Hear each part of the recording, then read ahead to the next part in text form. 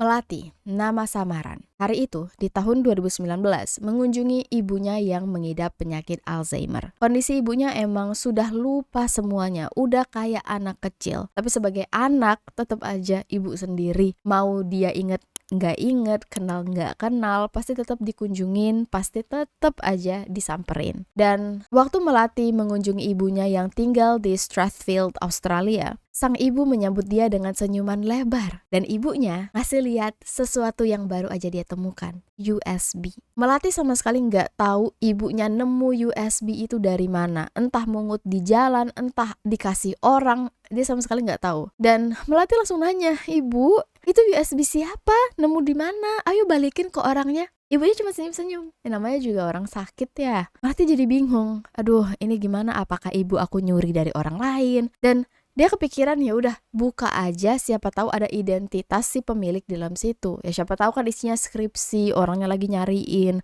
Kasian banget. Dengan pemikiran yang sangat positif, Melati bukalah isi flash disk itu. Dan ada banyak folder. Di dalam situ ada banyak foto-foto dan video. Dan waktu Melati klik salah satunya, dia ngelihat pemandangan yang gak bakal dia lupain seumur hidupnya sendiri. Itu adalah rekaman penyiksaan seorang wanita yang dihabisi dan diperkaos dengan sangat-sangat mengerikan. Ini salah satu kasus yang sulit banget untuk aku sebagai wanita ceritain karena nggak bohong ya. Kadang tuh aku tuh berimajinasi saat aku cerita ke kalian, dan sebagai wanita kadang-kadang kalau aku baca hal-hal yang berhubungan dengan hal kayak gini tuh langsung kebayang. Ya nggak sih? Kalian yang dengerin aja kebayang. Aduh maaf ya.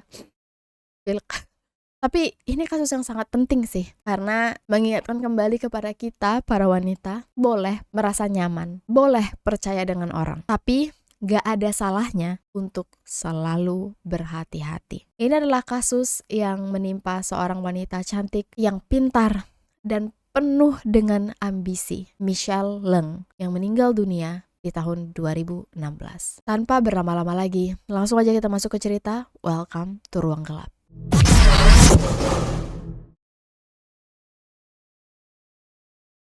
Michelle Leung, yang bernama asli Meng Mei Leung, lahir di kota Chengdu di provinsi Sichuan, dan dari kecil dia udah punya ambisi cita-cita suatu hari akan melanjutkan kuliah ke luar negeri. Itu yang membuat Michelle benar-benar habis-habisan belajar, giat banget di sekolah. Dan begitu Michelle mendekati ujian terakhirnya SMA, gak pernah terpintas sama sekali di dalam otaknya dia akan kehilangan ayahnya yang sangat dia sayangi akibat peristiwa gempa di tahun 2008. Di hari ujian kelulusan, Michelle menjalankan ujian sambil nangis, teringat pada ayahnya, dan aku gak bisa sama sekali imagine perasaan sehancur apa anak tetap harus ujian saat baru aja kehilangan bapak sendiri. Untungnya, sebagai salah satu murid terpintar, Michelle berhasil lulus dan melanjutkan kuliah semacam college di China. Kayaknya semacam diploma, dan setelah lulus barulah Michelle minta izin ke ibunya untuk diberikan kesempatan kuliah ke Australia seperti mimpinya. Dan menurut ibunya yang bernama Mei, ini mungkin adalah kesempatan untuk Michelle move on dan sedikit demi sedikit merelakan kepergian ayahnya. Terdistraksi lah, seenggak-enggaknya enggak terngiang dengan kenangan yang ada di dalam rumah. So, di tahun 2011, Michelle pindah ke Australia. Alasan kenapa ibunya membiarkan Michelle pindah ke Australia juga bukan cuman gara-gara biar bisa move on, tapi karena dia juga tahu di Australia Michelle akan aman. Saudara perempuannya yang sudah berusia sekitar 30 hampir 40 tahun udah lama tinggal di Australia dan kerja di Wollongong. Tapi tinggalnya di Campsie, area yang agak sedikit terpencil sih, tapi nggak terlalu terpencil banget lah. Dari Campsie ke Sydney itu sekitar 20 menit. Berhubung kita nggak tahu nama saudaranya karena memang ditutupi identitasnya, mari kita sebut aja Bibi Melati. Jangan Bibi deh, jadi kayak orang jualan. Tante Melati. Dan Tante Melati ini tinggal dengan anaknya yang kita sebut aja Mawar. So, Michelle nggak bakal tinggal sendirian, dia bakal tinggal dengan Tante Melati dan juga Mawar. Usia antara Mawar dan Michelle tuh juga nggak jauh. Kayak Mawar lebih muda, mungkin 2-3 tahun dari Michelle. Jadi Mei melepas anaknya dengan perasaan aman. Michelle juga bukan anak yang suka geradakan, aneh-aneh. Nggak sama sekali, dia anak yang sangat responsibel, tanggung jawab dengan diri sendiri, tahu diri, bisa memantaskan tinggal di tempat orang. Dan memang hubungan antara Michelle, Tante Melati apa Tante Mawar tadi ya? Mira, kamu lupa. Tante Melati. Aku nggak tahu sih bener apa enggak, kita sebut Tante Melati, anaknya Mawar ya. Hubungan antara Michelle, Tante Melati sama Mawar ini sangat-sangat baik. Bahkan ya namanya juga orang-orang Asia, Asian value, keluarga nomor 1. Kalau bisa sama keluarga, ya sama keluarga ya kan. Michelle melanjutkan kuliah sarjananya di University of Technology Sydney. Lalu beberapa bulan kemudian, Tante Melati menikah dengan pacarnya, seorang pria bule asli Australia yang bernama Derek Barrett. Ini fotonya yang kalian lihat di tengah yang wajahnya di blur itu Tante Melati, yang di paling kanan ada Derek dan bagian kiri itu adalah Michelle. Di foto ini waktu pernikahan Tante Melati sudah berusia 44 tahun. Derek berusia 24 tahun dan Michelle berusia 22 tahun. Beda umur antara Derek dan Tante Melati emang jauh banget. Makanya banyak yang bilang sebenarnya pernikahan ini lebih ke arah pernikahan dengan benefit. Dengan pernikahan ini, Tante Melati bisa tetap tinggal di Australia, bisa apply jadi PR, sedangkan Derek yang berusia 24 tahun bisa hidup dengan tenang. Kenapa? Karena Tante Melati punya kerjaan yang bagus dan Derek nggak perlu kerja lagi. Ini agak sedikit simpang siur. Ada yang bilang Derek ini sempat kerja sebagai IT di sebuah perusahaan, tapi setelah menikah dia langsung kayak berhenti, entah dipecat, entah gimana, pokoknya dia pengangguran dan ya udah hidupnya tiap hari main game, nonton, tidur, main game, nonton, tidur, yang ngebiayain adalah Tante Melati. Kita nggak tahu apakah ini perjanjian antara keduanya, timbal balik, atau memang sebenarnya mereka jatuh cinta satu sama lain aja. Karena kita nggak tahu nih cerita dari sisi Tante Melati, jadi ya wallahu a'lam. Tapi kalau kita lihat-lihat nih, jarak umur antara Derek dan Michelle ini justru yang paling dekat. Mereka cuma beda 2 tahun. Mereka bisa dibilang seumuran. Dan sebenarnya agak awkward juga ya, karena pada akhirnya mereka berempat tinggal bersama di apartemen. Sebenarnya jadinya agak sedikit awkward ya. Mereka berempat ini tinggal di tempat yang sama. Tapi karena Tante Melati orangnya bener-bener baik banget, mereka nggak terlalu ngerasa awkward. Tiap malam, Tante Melati nyiapin makan malam bareng. Mereka duduk di meja makan, cerita-cerita layaknya keluarga biasa. Tapi, kalau Tante Melati lagi ada urusan kerja, itu mereka langsung tuh mulai hidup masing-masing. Michelle ngurusin hidupnya sendiri, Derek ngurusin hidupnya sendiri, Mawar hidupnya sendiri. Misalkan hampir setiap hari juga dia kuliah. Dia tuh kuliah kalau nggak salah udah lulus kuliah lagi, terus ngambil kursus bahasa lagi. Jadi emang jadwalnya padat dan ambisius dan emang pinter. Jadi ya dia punya temen banyak. Kalau misalnya udah pulang ke rumah ya paling tidur, siap-siap lagi pergi. Karena nggak ada yang masak, ya makan sendiri-sendiri. Derek apalagi, nggak kerja. Dia kalau pagi tidur, dia bangunnya malam. Subuh-subuh kadang sampai masih nonton, terus barulah kayak jam 7 pagi dia baru tidur. Jadi ya nggak ketemu satu sama lain. Mawar juga punya dunia sendiri, karena Mawar bukan anak langsung dari Derek, dan kayaknya umurnya juga nggak terlalu jauh-jauh banget. Mawar juga punya hidup sendiri. Jadi kalau Tante Melati nggak di rumah, ya udah sama-sama nggak tahu tuh hubungan satu sama lain. Di pertengahan April tahun 2016, Tante Melati lagi-lagi ada perjalanan bisnis. Kali ini dia harus nginep di Wollongong. Nah, beberapa sumber bilang selama 1 minggu, ada yang bilang selama 2 hari. Karena aku nggak bisa tahu persis yang mana benernya, jadi ya anggap aja lah antara seminggu sampai 2 hari. Intinya Tante Melati nggak bakal ada di rumah. Yang berarti nggak ada yang bakal makan di rumah, dan juga kemungkinan nggak ada yang bakal bersih-bersih karena semua pada sibuk. Yang kita ketahui terakhir kali di tanggal 21 April di hari Kamis, Michelle masih jalan keluar ketemuan sama temennya. Dia setelah ketemuan sama temennya terekam di kamera CCTV masuk ke salah satu supermarket, ke department store, lalu naik kereta untuk pulang ke rumah. Michelle juga terlihat masuk ke dalam apartemen, bangunan apartemen maksudnya. Dari HP-nya kita tahu sebelum tidur sekitar jam 11-12 malam, Michelle masih chat dosennya untuk ngabarin sesuatu yang berhubungan dengan kerjaan, karena Michelle jadi asisten dosen. Dan chat itu adalah chat terakhir yang keluar dari HP Michelle. Di Wollongong, Tante Melati beberapa kali berusaha untuk menghubungi Michelle, nanya kabar, kamu gimana, ada apa aja, gak dibales. Tante Melati sebenarnya sempat ngerasa khawatir, tapi berhubung ya di rumah kan ada Derek, ada Mawar, keluar. Ya kalau ada apa-apa mereka pasti laporan. Dan juga Tante Melati lagi kerja, jadi dia nggak terlalu fokus. Toh dia juga bakal pulang sebentar lagi dan Michelle udah dewasa. Dia udah di Australia 5 tahun waktu itu. Bukannya baru pindah yang bener-bener harus dijaga banget. Pada tanggal 24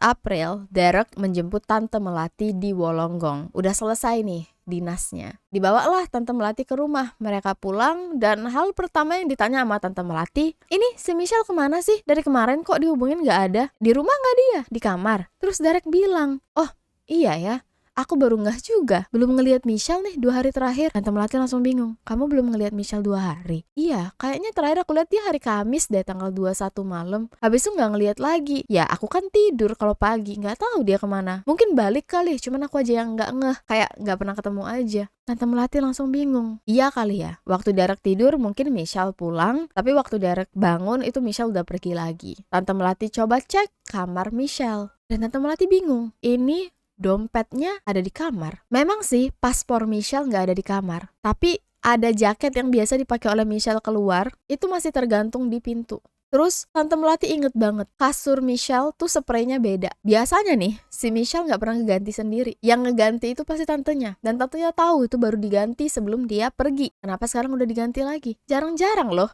Michelle nge-laundry sendiri. Ini yang membuat Tante Melati itu sebenarnya mungkin udah dapet perasaan-perasaan gak enak ya, tapi masih denial. Jadi Tante Melati bingung, nih gimana ya Michelle? Laptopnya ada di kamar, HP-nya juga gak ada. Tante Melati panik. Wah, gimana nih? Ini anak dititipin ke aku, dia gak ada kabar. Mulailah Tante Melati nelponin semua orang yang mereka kenal. Sampai mamanya Michelle yang ada di China juga ditelepon. Semua teman-teman Michelle yang ada di China juga ditanyain, sempet gak kabar-kabaran sama Michelle? Ini kita terakhir kali ada kabar dia tuh tanggal 21, 3 hari yang lalu. Itu pun karena Derek ngelihat Michelle pulang. Selain itu gak ada lagi nih yang tahu. Karena Michelle sempet lumayan aktif upload makeup-makeupan di sosmednya China, jadi dia tuh punya lumayan banyak followers dan semua orang tuh jadi nyariin. Ini ada mahasiswa China, mahasiswi kita yang hilang nih di Australia, nggak ada kabar. Dan di hari itu Tante Melati sama Derek nggak langsung ngelapor. Mereka masih kayak berusaha sendiri. Tapi besok harinya baru mereka ngerasa, wah kalau udah 3 hari nggak kelihatan sama sekali, mending kita laporin aja ke polisi. Toh juga nggak ada ruginya. Entah mungkin Michelle lupa ngabarin atau gimana. Mereka masih berusaha untuk positive thinking. Kebetulan Mawar juga sama sekali nggak tahu. Dia beberapa hari tuh nginep di rumah temennya. Dan Mawar juga ternyata belum ngelihat Michelle sama sekali. Waktu pihak kepolisian dapat laporan Michelle hilang, mereka langsung teringat dengan laporan penemuan jenazah di hari sebelumnya, di mana ada seorang warga sekitar jam 10.30 pagi nelpon pihak polisi karena melihat ada sesuatu yang aneh mengapung di lubang batu yang ada di pinggir pantai. Nama tempatnya itu Snapper Point dan mereka sering bilang nama lubangnya itu kayak blowhole. Sebenarnya juga aku kayak kurang paham banget blowhole itu apa, tapi kayaknya ini tuh akibat korosi ombak air di batu yang akhirnya bikin batunya bolong, kayak gitulah. Dan memang di tempat itu tuh banyak kadang-kadang ada kecelakaan di mana orang kepleset jatuh masuk ke dalam lubang. Tapi masalahnya yang dilaporin oleh warga ini, dia tuh yakin itu ada orang di dalam tapi dibungkus pakai plastik. Karena dia ngelihat ada plastik tapi juga ada kayak rambut-rambut. Ini aku, ya Allah, ngeri banget gak sih bayangin. Waktu pihak kepolisian mengirim tim untuk melakukan evakuasi, bener aja ternyata itu jenazah wanita yang masih baru banget. Diperkirakan polisi meninggal gak sampai 24 jam sebelum dicemplungin ke dalam situ, dan udah jelas banget pasti merupakan korban penghabisan nyawa. Soalnya kalau misalnya jenazah ini meninggal karena kecelakaan, harusnya tuh ada benturan, ya kan? Tapi ini benturan pada badan terjadi setelah meninggal, dan polisi menemukan ada lebih dari 30 luka tusukan di sekujur tubuh wanita ini dalam keadaan tanpa busana. Di spot blowhole ini sebelumnya memang sudah ada 16 orang yang meninggal dunia akibat kecelakaan, tapi baru kali ini ternyata ada orang yang meninggal dibuang. Dengan cepat, polisi melakukan sketsa wajah. Untung aja belum terlalu hancur, jadi langsung bisa disebarkan ke media sosial, berita, kanal-kanal. Dan menurut polisi dari hasil otopsi, ini wanita kemungkinan besar keturunan Asia, berusia sekitar 20-25 tahun. Jadi waktu polisi mendapatkan informasi bahwa Michelle menghilang dan profilnya persis dengan jenazah yang baru ditemukan, pihak kepolisian langsung mau mengadakan tes DNA. Ibunya Michelle itu langsung diterbangkan dari China ke Australia untuk ikut melakukan pencarian dan juga untuk tes DNA. Dan sayangnya terbukti bahwa jenazah merupakan Michelle.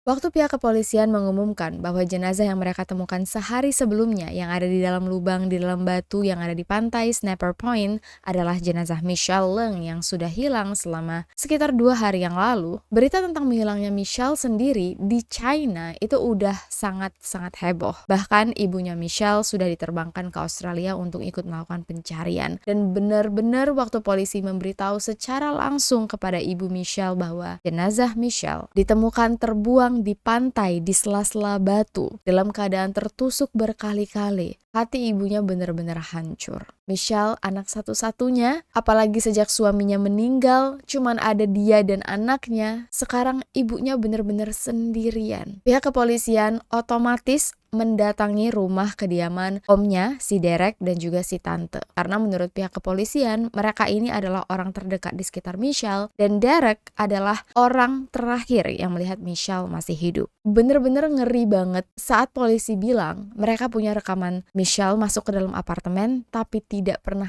terlihat keluar dari apartemen. Karena ini udah red flag. Waktu Derek mendengar pernyataan dari polisi bahwa jenazah Michelle sudah ditemukan, Derek langsung bilang, "Aku sudah duga dia pasti sudah meninggal." Ini sebuah reaksi yang agak sedikit unexpected bagi pihak kepolisian. Waktu ditanya, Derek bilang sebenarnya mereka udah denger bahwa ada jenazah yang ditemukan oleh polisi. Makanya mereka langsung ngelapor ke polisi waktu itu. Dan menurut Derek, waktu Michelle hilang, dia ini sempat nelponin semua teman-teman Michelle. Dan kata teman-temannya, Michelle ini akhir-akhir kemarin emang sering banget jadi liar. Ini kata-katanya Derek ya, aku bukan ngatain Michelle liar. Liar dalam artian dia pergi clubbing terus, minum-minum, dan mulai pacaran pakai dating apps. Derek bilang, Michelle kayaknya pacaran deh sama seorang pria dari Wollongong. Dan kayaknya pria ini tuh banyak maunya, menekan Michelle untuk melakukan hal-hal yang tidak seharusnya, dan membuat Michelle stres, dan kayaknya ini nih cowok yang menghabisi Michelle. Waktu polisi mencoba untuk mengecek laptopnya Michelle, ngelihat Facebook, ngelihat data-data Michelle, jujur mereka nggak bisa nemuin keberadaan si pria misterius dari Wollongong ini. Polisi minta Derek untuk kembali mengingat, gimana sih detik-detik terakhir kamu bertemu dengan Michelle waktu masih hidup?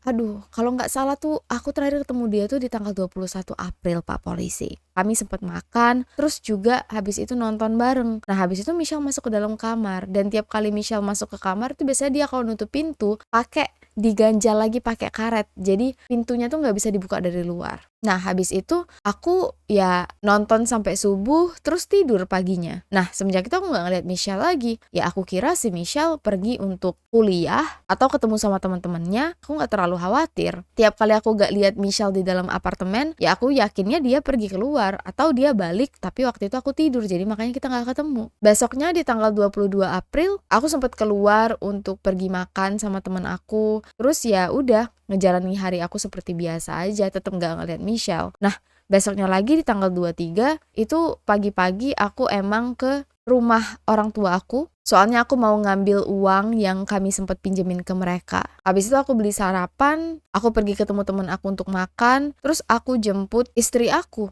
Barulah habis itu kami cek kamarnya, dan ternyata ya Michelle emang udah nggak pulang-pulang. Sepupu Michelle sendiri sama sekali nggak ngelihat Michelle karena dia emang nginep di rumah temennya terus. Kalaupun pulang itu cuma untuk mandi atau ngambil barang, habis itu pergi lagi. Dan ini yang membuat polisi bingung. Michelle lewat mana waktu dia keluar dari apartemen? Tapi kebingungan ini nggak berlangsung lama karena polisi mendapat info dari orang di dekat pantai di mana Michelle ditemukan. Menurut warga yang berada di sekitar pantai, mereka sempat melihat seorang pria, dan pria ini bilang ke mereka untuk jangan turun ke bawah pantai karena bahaya. Mereka nggak paham sih kenapa, tapi mereka masih ingat dengan wajah pria ini. Kebetulan kejadiannya sekitar pagi hari, dan menurut polisi timelinenya ini masuk. Jadi mereka mencoba untuk mengecek CCTV, berusaha untuk menangkap sosok pria misterius yang dibicarakan. Dari CCTV, mereka melihat mobil yang melaju di sekitar pantai. Untungnya ada kamera yang menangkap angle di mana pria ini keluar dari mobil, dan waktu polisi lihat lagi, mereka ngerasa kenal. Pria yang ada di CCTV adalah Derek. Memang sih CCTV-nya tuh burem, gak bisa ngelihat secara jelas. Tapi kalau dari siluetnya, mereka yakin itu Derek. Apalagi mobil yang terekam juga mobil yang warnanya sama dengan yang dipakai oleh Derek. Dan waktu pihak kepolisian mengunjungi apartemen, mereka melihat mobilnya Derek memang diselimuti oleh debu dan lumpur. Ibaratnya gini, mereka tinggal di kota, gak mungkin mobil itu kotor penuh lumpur kalau cuma dipakai di kota aja. Meskipun memang CCTV-nya lagi-lagi enggak jelas, tapi menurut mereka ini udah masuk banget. Sama-sama manusia dan mobilnya dalam kondisi yang mirip. Derek dipanggil ke kantor polisi dan disuruh untuk memberikan tanggapan tentang apa yang dia pikirkan waktu melihat CCTV ini. Derek bilang,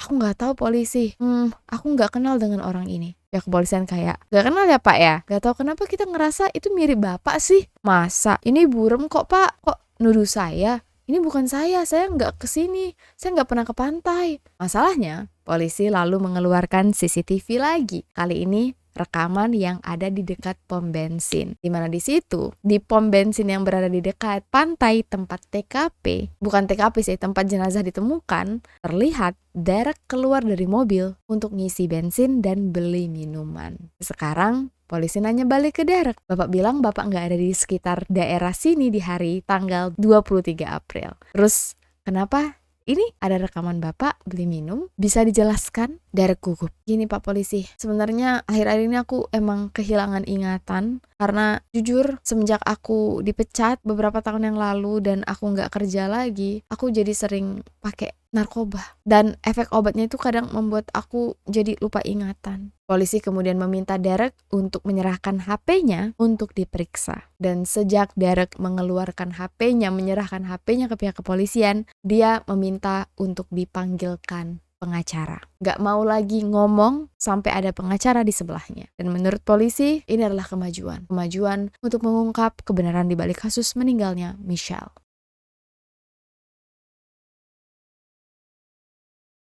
Apa yang polisi temukan di dalam HP Derek benar-benar disturbing. Aku gak bakal cerita dengan detail, tapi aku tetap pengen kalian tahu konteks kejahatan apa yang dilakukan oleh Derek, supaya kita juga bisa berhati-hati ke depannya kalau kita melakukan aktivitas di tempat orang yang mungkin kita gak kenal atau kita curigai. So, pihak IT kepolisian berhasil meretrieve beberapa video dan foto yang dihapus oleh Derek. Paling lama yang sudah dihapus oleh Derek itu tertanda di tahun 2014, di mana di sini ada rekaman sepupunya Michelle alias anaknya si tante lagi mandi. Jadi HP ini ditaruh di tempat yang tersembunyi di dalam kamar mandi dan selama sekitar 15 menit yang ngerekam apa yang dilakukan oleh sepupunya di dalam kamar mandi. Lalu masih di tahun yang sama ada rekaman Derek diam-diam masuk ke dalam kamar anak tirinya ini. Posisinya sepupunya Michelle dalam keadaan tidur, nggak tahu kalau Derek masuk. Dan Derek berdiri di sebelah kasur untuk memuaskan dirinya dengan cara menatap si anak tirinya ini yang lagi tidur. Nggak diapa-apain, tapi di dalam video itu ada rekaman alat kelaminnya Derek, di mana Derek memuaskan dirinya sendiri. Video selanjutnya terekam di tahun 2015 dan sekarang subjeknya adalah Michelle. Dengan modus yang sama, HP disembunyikan di dalam kamar mandi dan Michelle yang sedang mandi terekam di dalam situ. Dan juga ada video di mana Michelle lagi tidur, Derek masuk dan melakukan hal yang sama, memuaskan dirinya sendiri tanpa sepengetahuan orang-orang. Dan kalau kalian ingat lagi, Derek sempat bilang, iya, kalau Michelle masuk ke dalam kamar, dia suka ngeganjel pintunya dari dalam pakai karet. Jadi nggak ada yang bisa masuk tanpa izin, yang membuat banyak orang bertanya-tanya. Jangan-jangan Michelle sebenarnya sempet tahu, makanya dia ngelakuin hal itu. Dan kenyataan bahwa sepupunya sendiri, si anak tiri, sering banget keluar nginep di tempat orang lain. Apakah karena dia juga ngerasa nggak nyaman? Karena kalau misalnya kita ngeliat timelinenya, sebelum Michelle muncul, yang menjadi korban adalah si anak tiri, si sepupunya Michelle. Tapi begitu Michelle datang, Derek berubah haluan, jadinya menyerang Michelle. Wallahu a'lam, kita nggak tahu. Selain video-video ini, polisi menemukan foto-foto yang sangat-sangat disturbing yang diambil di detik-detik sebelum Michelle meninggal. Di mana di situ Michelle terlihat sedang dalam keadaan diikat, dalam keadaan tanpa busana, difoto dalam keadaan yang memalukan, dan kelihatan banget sangat ketakutan. Salah satu hal yang sangat mengerikan adalah kenyataan bahwa waktu Michelle lagi disekap, yang kita ketahui terjadi di sekitar jam subuh tanggal 22 April, sekitar jam 3 sampai jam 4 subuh. Kalau dari data yang ada di foto, Michelle disekap sekitar 1 hari full. Michelle mengalami pelecehan dan diperkaos berkali-kali, dan sempat nih sepupunya tuh pulang. Derek diketahui menyekap Michelle di kamar mandi luar. Dan menurut pengakuan si sepupu, sejak dia pulang ke apartemen, Derek ada di dalam kamar mandi dan nyalain keran. Jadi ada bunyi air yang full nggak berhenti. Derek bilang ke anak tirinya ini untuk mandi di dalam kamar mandi di kamarnya aja. Soalnya kamar mandi yang lagi dia pakai itu ada gangguan, saluran pipanya lagi bermasalah, ada bau aneh. Meskipun sepupunya ini nggak nyium bau apapun, tapi dia nurut dan sempet juga ngetok kamar mandi minta dikasih sampo. Derek sempat buka pintu kamar mandi sedikit untuk ngeluarin tangannya dan ngasih sampo. Dan dipercayai Michelle ada di dalam kamar mandi itu. Cuman kita nggak tahu apakah dalam keadaan masih hidup atau sudah meninggal. Karena menurut pihak kepolisian, Michelle juga masih mengalami pelecehan saat dia sudah meninggal. Dengan bukti-bukti yang sudah nggak bisa dielakkan lagi, foto dan videonya sudah ada di tangan polisi, Derek langsung ditangkap. Nggak cuman dijerat sebagai tersangka kasus pembunuhan, tapi juga pemerkosaan, penyekapan, dan juga pelecehan terhadap Michelle dan terhadap anak tirinya. Kebetulan juga begitu sepupunya tadi selesai mandi dan ngambil barang, dia pergi lagi keluar. Jadi kembalilah cuman ada Michelle dan Derek di dalam situ. Dan kita tahu Derek menyimpan Michelle selama 1 hari penuh sampai di tanggal 23 April di mana si tante akan pulang. Barulah subuh hari itu Derek pergi untuk membuang Michelle di Snapper Point, di pantai tempat di mana jenazah Michelle ditemukan. Dan waktu polisi nanya kedua saksi yang bilang ada pria yang menyuruh mereka jangan turun, bener nggak pria ini, fotonya Derek, adalah orang yang kalian temuin pagi itu? Keduanya jawab, iya, pria ini. Polisi bahkan melihat di dalam foto yang sudah dihapus oleh Derek di HP-nya sendiri bahwa Derek memfoto saat dia sudah membuang jenazah Michelle. Untuk membuang jenazah Michelle, Derek harus melepas jenazah sekitar 30 meter untuk akhirnya jatuh ke bawah. Dan kegilaan si Derek ini dia sampai fotoin seolah-olah dia ngerasa lega atau dia ngerasa bangga dan mungkin ada semacam ketertarikan secara seksual saat dia tahu dia sudah menghabisi Michelle. Karena menurut polisi, kejadian ini dilatar belakangi motif seksual. Ada banyak netizen yang komen dan yakin bahwa Derek punya fetish terhadap wanita Asia. Kenyataan bahwa Derek menikahi seorang wanita yang sudah 20 tahun lebih tua daripada dia, lalu sempat stalking anak tirinya sendiri, kemudian baru beralih ke Michelle. Mungkin karena Derek ngerasa secara umur Michelle jauh lebih cocok untuk bareng dia daripada istrinya sendiri. Dan mungkin memang fetishnya wanita-wanita Asia. Di sini aku bukan bilang dia cuman suka secara selera ya, tapi benar-benar menjadikan mereka objek seksual. Karena kita lihat sendiri, Derek merekam mereka mandi. Ini tuh udah benar-benar nggak normal. Kalau suka ya mungkin PDKT ya kan, selingkuh, menjalani hubungan diam-diam. Tapi kalau sampai merekam itu berarti udah emang tak jiwa orang ini. Tapi Derek masih sempat-sempatnya membuat narasi, mengarang cerita. Ya sih sebenarnya polisi, aku dan Michelle emang punya hubungan khusus. Tapi kami diam-diam aja di belakang semua orang, jadi nggak ada yang tahu. Berharap polisi bakal percaya. Derek juga mengaku bahwa dia sama sekali nggak ingat melakukan kekerasan pada Michelle. Yang dia ingat, Michelle sama-sama mau, terus tiba-tiba waktu dia bangun, Michelle sudah dalam keadaan meninggal dunia. Dia bilang Michelle emang suka dengan tali-talian, tapi mungkin karena pengaruh obat dia nggak sadar terus nggak sengaja mencekik Michelle. Tapi ceritanya ini nggak masuk akal. Awalnya Derek mengaku tidak bersalah di pengadilan, tapi mengubah statementnya menjadi bersalah. Dan si pengacara bilang ke juri, ke hakim, bahwa kliennya ini, si Derek, memang punya masalah mental, terpengaruh obat-obatan, dan dalam keadaan tidak sadar. Tapi kalau polisi lihat dari video dan foto, Kenyataan bahwa Derek memfoto, memvideo, kemudian menghapus semuanya dan berusaha untuk membuang jenazah Michelle. Kelihatan tuh sebelum dia ngebuang Michelle, Derek bolak-balik ke basement di apartemen mereka untuk ngebuang sampah. Dan cairan pembersih di rumah itu hampir habis semua. Spray diganti, bau pembersih lantai, pembersih permukaan rumah itu langsung nyenget adalah indikasi bahwa Derek sangat sadar dengan apa yang dia lakuin. So, pada bulan Desember 2017, Derek dijatuhi hukuman 46 tahun di penjara dan bisa mengajukan bebas bersyarat setelah mendekam di penjara selama 34 tahun. Sebenarnya pihak keluarga pengen Derek dihukum seumur hidup, tapi menurut pihak pengadilan, karena dalam foto dan video yang mereka berhasil dapatkan, Michelle masih dalam keadaan hidup, kurang ada bukti kuat bahwa Derek adalah yang menghabisi Michelle. Jadi mau nggak mau itu udah hukuman maksimal yang mereka bisa berikan kepada Derek. Gak lama dari Michelle meninggal, neneknya juga ikut meninggal saking sakit hati dan sedih mengetahui takdir yang menimpa cucunya. Tantenya ngerasa sangat-sangat bersalah, tapi di sini kita nggak tahu karena tante dan sepupunya nggak pernah mempublikasikan identitas mereka di publik. Apakah mungkin sebenarnya sebelum-sebelumnya mereka sudah ada feeling, tapi emang ya nggak nyangka aja bisa kejadian. Tapi aku sangat curiga sih, sepupunya ini selalu keluar rumah tiap kali ibunya nggak ada. Bisa jadi memang dia ngerasa ada yang nggak beres dengan si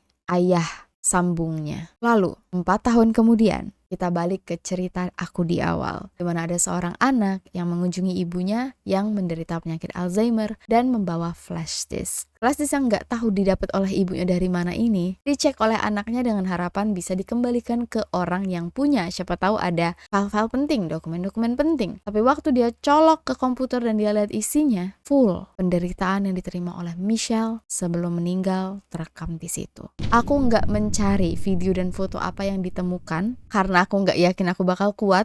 Karena udah banyak orang yang bilang apa yang terekam di dalam flash disk itu benar-benar gak manusiawi. Banyak dari mereka yang ngerasa mual, gak bisa tidur, dan sedih banget dengan apa yang harus dialami oleh Michelle. Di sini bisa dilihat dengan jelas, Michelle sebelum dan sesudah meninggal benar-benar diperlakukan gak kayak manusia. Disinilah bukti-bukti kuat bahwa Derek yang menghabisi Michelle, dan kalau misalnya bukti ini ada di pengadilan sebelumnya, sebelum hukuman dijatuhin, Derek udah pasti bisa dihukum seumur hidup di penjara tanpa bebas bersyarat. Tapi karena Derek udah diadilin, ya gak bisa lagi diadilin di pengadilan. Cuman dengan adanya bukti ini, hakim bisa menambahkan masa Derek untuk bisa mengajukan bebas bersyarat. Yang tadinya bisa mengajukan bebas bersyarat setelah 34 tahun mendekam di penjara, ditambah jadi baru bisa mengajukan bebas bersyarat setelah 46 tahun. Tapi ini juga kemungkinan besar nggak bakal diterima karena Derek sudah dianggap berbahaya bagi masyarakat. Kalau dia nanti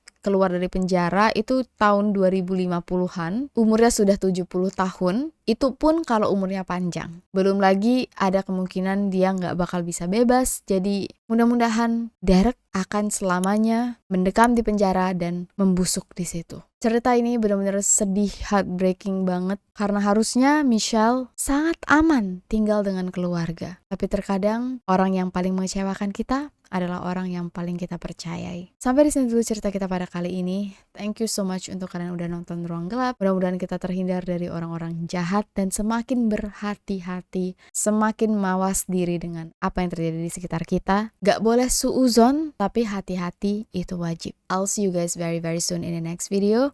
Please stay safe, take care, and stay alive.